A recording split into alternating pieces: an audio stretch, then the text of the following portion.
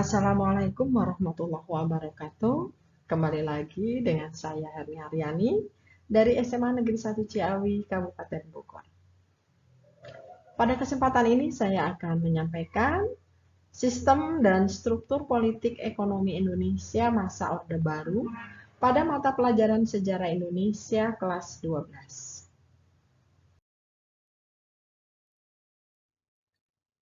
Memasuki masa Orde Baru diawali dengan masa transisi yang terjadi pada tahun 1966 sampai 1967. Pada masa transisi ini ada 3 peristiwa penting. Pertama yaitu aksi-aksi Tritura. Aksi-aksi Tritura atau Tri Tuntutan Rakyat. Tri Tuntutan Rakyat ini terjadi naiknya Letnan Jenderal Soeharto ke kursi kepresidenan dan tidak dapat dilepaskan dari peristiwa Gerakan 30 September 1965 atau yang dikenal dengan peristiwa G30 SPKI. Ini merupakan peristiwa yang menjadi titik awal berakhirnya kekuasaan Presiden Soekarno dan hilangnya kekuasaan PKI dari percaturan politik Indonesia. Peristiwa yang kedua yaitu Surat Perintah 11 Maret. Peristiwa Perintah 11 Maret ini dikeluarkan untuk mengatasi krisis politik yang memuncak pada tanggal 11 Maret 1966. Soekarno mengadakan sidang kabinet. Sidang ini ternyata diboikot oleh para demonstran yang tetap menuntut Presiden Soekarno agar membubarkan PKI dengan melakukan pengempesan ban-ban mobil pada jalan-jalan yang menuju ke istana.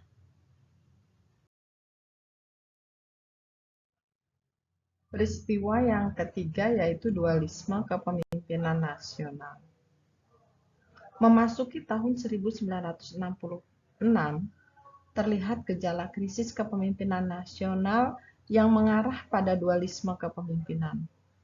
Di satu pihak, Presiden Soekarno masih menjabat presiden, namun pamornya telah kian merosot. Soekarno dianggap tidak aspiratif terhadap tuntutan masyarakat yang mendesak agar PKI dibubarkan.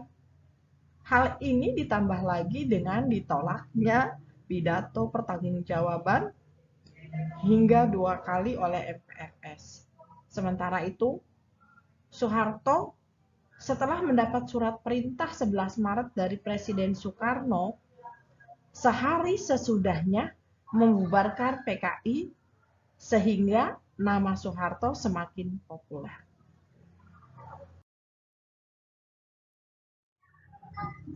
Pada masa Orde Baru, upaya yang dilakukan Presiden Soeharto adalah stabilisasi politik dan rehabilitasi ekonomi. Untuk stabilisasi politik, upaya yang dilakukan oleh Presiden Soeharto, pertama, stabilisasi politik dan keamanan sebagai dasar pembangunan. Orde Baru mencanangkan beberapa konsep dan aktivitas pembangunan nasional yang berorientasi pada kesejahteraan masyarakat. Langkah pertama melaksanakan pembangunan nasional tersebut adalah dengan membentuk Kabinet Pembangunan 1 pada 6 Juni 1968. Program Kabinet Pembangunan 1 dikenal dengan sebutan Pancakrida Kabinet Pembangunan yang berisi 1. Menciptakan stabilitas politik dan ekonomi sebagai syarat mutlak berhasilnya pelaksanaan rencana pembangunan 5 tahun atau repelita dan pemilihan umum atau pemilu. Kedua, menyusun dan merencanakan repelita.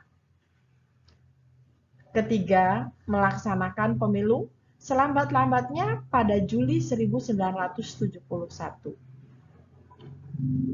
Keempat, mengembalikan ketertiban dan keamanan masyarakat dengan mengikis habis sisa-sisa G30 SPKI, dan setiap bentuk rongrongan penyelewengan serta pengkhianatan terhadap Pancasila dan Undang-Undang Dasar 1945. Dan yang kelima, melanjutkan penyempurnaan dan pembersihan secara menyeluruh aparatur negara baik di pusat maupun di daerah dari unsur komunisme.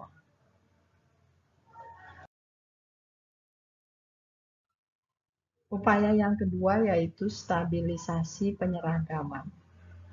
Depolitisasi parpol dan ormas juga dilakukan oleh pemerintah Orde Baru melalui cara penyeragaman ideologis melalui ideologi Pancasila yang dikenal dengan P4. Dengan alasan Pancasila telah menjadi konsensus nasional, keseragaman dan pemahaman Pancasila perlu disosialisasikan. Gagasan ini disampaikan oleh Presiden Soeharto pada acara Hari Ulang Tahun ke-25 Universitas Gadjah Mada di Yogyakarta pada 19 Desember 1974. Ketiga, penerapan dwi fungsi ABRI.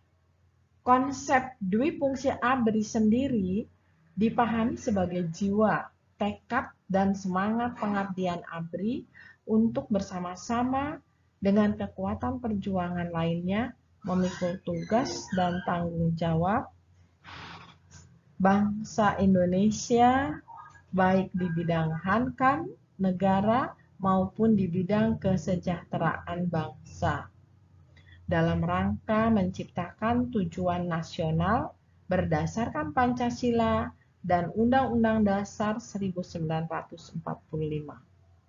Berangkat dari pemahaman tersebut, ABRI memiliki kekuatan bahwa tugas mereka tidak hanya dalam bidang hankam maupun juga non-hankam.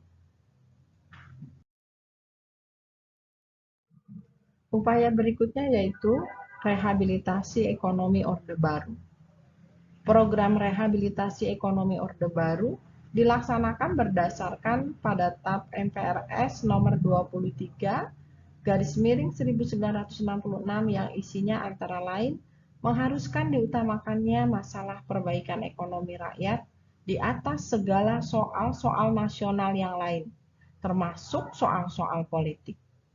Konsekuensinya, kebijakan politik dalam negeri dan luar negeri pemerintah harus sedemikian rupa sehingga benar-benar membantu perbaikan ekonomi rakyat. Upaya pada stabilisasi politik dan keamanan sebagai dasar pembangunan. Kebijakan pembangunan Orde Baru. Tujuan Orde Baru adalah menegakkan tata kehidupan bernegara yang didasarkan atas kemurnian pelaksanaan Pancasila dan Undang-Undang Dasar 1945. Sejalan dengan tujuan tersebut, maka ketika kondisi politik bangsa Indonesia mulai stabil untuk melaksanakan amanat masyarakat, maka pemerintah mencanangkan pembangunan nasional yang diupayakan melalui program pembangunan jangka pendek dan pembangunan jangka panjang. Pembangunan jangka pendek dirancang melalui pembangunan 5 tahun atau pelita yang di dalamnya memiliki misi pembangunan dalam rangka mencapai tingkat kesejahteraan bangsa Indonesia.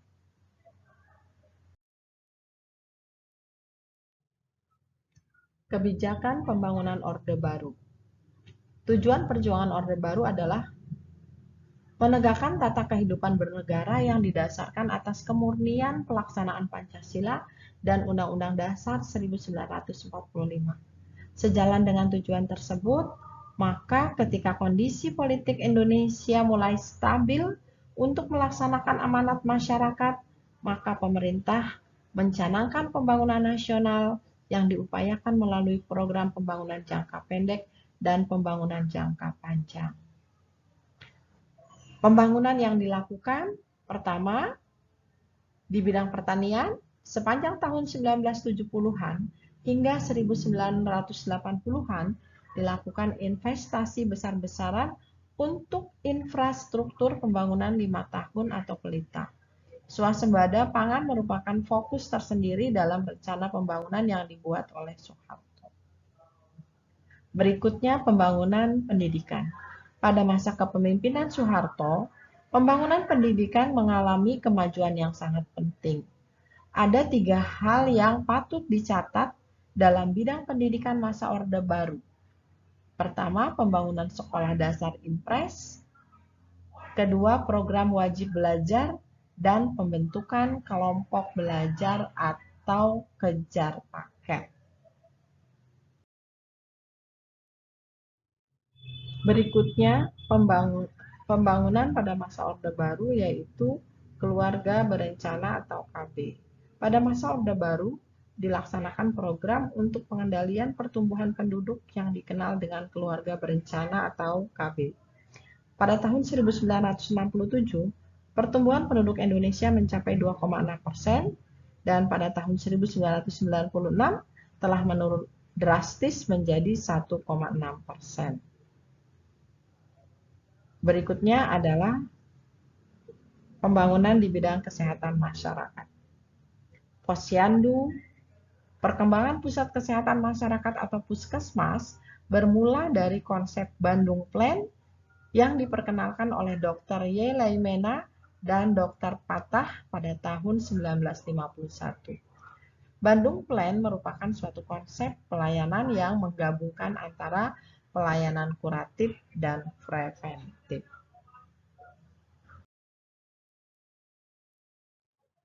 Upaya yang dilakukan pada masa Orde Baru di antara lain juga integrasi Timor Timur. Integrasi Timor Timur ke dalam wilayah Indonesia tidak terlepas dari situasi politik internasional saat itu, yaitu Perang Dingin di mana konstelasi geopolitik kawasan Asia Tenggara saat itu terjadi perebutan pengaruh dua blok yang sedang bersaing, yaitu blok Barat Amerika Serikat dan blok Timur Uni Soviet. Terima kasih, demikian tadi paparan yang saya sampaikan. Semoga bermanfaat. Kurang lebihnya mohon maaf. Wassalamualaikum warahmatullahi wabarakatuh.